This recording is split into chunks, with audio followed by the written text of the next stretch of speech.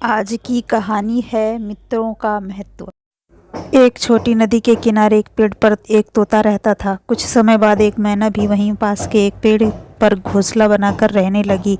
धीरे धीरे तोता और मैना में बातचीत होने लगी। कुछ समय बाद तोते ने मैना से शादी करने का निवेदन किया। इस पर मैना ने कहा, यहाँ हम किसी को नहीं जानते, तुम पहले कुछ मित्र तो बनाओ, क्योंकि जब भी कोई मुसीबत या परेशानी आती है तो मित्रों का ही सहारा होता है। मैना की यह बात सुनकर तोता मित्र बनाने के लिए सबसे पहले नदी किनारे रह रहे कछुए के पास गया। उसने कछुए को अपना मित्र बना लिया। उसके बाद तोता बिलाव के पास गया। उसके साथ भी तोते की मित्रता हो गई और उसने तोते से बुरे समय में मदद का वादा भी किया। कछुए और बिलाव से मित्रता करने के बाद तोता मैना के पास आया और उससे शादी कर ली। वे दोनों नदी के तट पर जिस जगह कछुआ रहता था उसके पास स्थित बरगद के पेड़ पर घोंसला बनाकर एक साथ रहने लगे।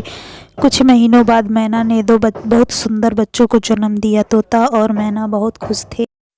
एक दिन दो शिकारी नदी के पास स्थित जंगल में शिकार खेलने आए, लेकिन उनकी किस्मत खराब थी। उनके हाथ कोई शिकार नहीं लगा। शिकार की खोज करते करते वे इतने थक गए थे कि वे आराम करने के लिए बरगद के पेड़ के नीचे बैठ गए। अचानक दोनों शिकारियों की नज़र पेड़ पर मैना के दोनों बच्चों पर जा पड़ी। पूरा दिन शिकार की खोज में ही निकल गया। क्यों न भूख मिटाने के लिए मैना के बच्चों का ही शिकार किया जाए।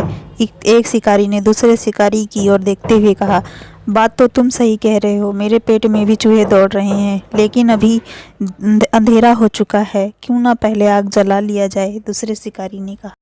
दोनों शिकारियों ने तुरंत कुछ सूखी लकड़ियां इकट्ठा कर आग लगाया। पेड़ पर बैठे तोते ने जब दोनों शिकारियों की बातचीत सुनी तो वह घबरा गया।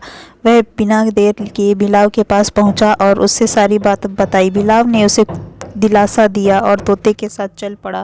बिलाव और तोता जब बरगद के पेड़ के पास पहुंचे तो देखा कि एक शिकारी पेड़ पर धीरे धीरे चढ़ा जा रहा है। बिलाव बड़ा बुद्धिमान था। उसने तुरंत नदी में डुबकी लगाई और शिकारियों द्वारा जलाए गए आग पर तुरंत पानी का छिड़काव कर दिया। उसने इस तरह 5 बार डुबकी लगाई और आग को बुझा दिया। अंधेरा हो जाने के कारण जो शिकारी पेड़ पर चढ़ रहा था वह नीचे उतर आया। शिकारियों ने फिर एक बार आग लगाई, लेकिन बिलाव भी कहाँ मानने वाला था। उसने फिर पानी से आग को बुझा दिया। आग जलाने और बुझाने का यह क्रम कई बार चला। अब बिलाव भी बहुत थक हार चुका था। अब तोता भागते भागते अपने मित्र कछुए के पास पहुंचा और उसे अब तक का सारा हाल कह सुनाया तो कछुआ भी मदद के लिए तैयार हो गया। कछुआ बिना डरे शिकारियों के सामने जाकर खड़ा हो गया। दोनों शिकारियों ने इतना बड़ा कछुआ देखा तो उनके मन में लालच के लड्डू फूटने लगे। दोनों को लगा कि उन्हें अब कई दिनों तक शिकार करने की ज़रूरत नहीं पड़ेगी। फिर उन्होंने अपने ऊपर के पहने हुए कपड़ों को फाड़कर उनसे कछुए को बांधने लगे। कछुआ बहुत ताकतवर और आकार में बहुत बड़ा था। उन्होंने जैसे ही कछुए को कपड़े से बांधा, उसने दोनों को पानी के ऊपर खींचना शुरू कर लिया। दोनों गिरते लुढ़कते नदी के पानी में खींचने लगे। तभी अचानक एक शिकारी चिल्लाकर बोला, अगर जिंदा रहना चाहते हो तो कमर के नीचे पहने हुए कपड़ों को खोल दो। यह कहकर दोनों ने अपने कमर नीचे के कपड़े को भी खोल दिया। इस तरह दोनों शिकारी मरते मरते बचे।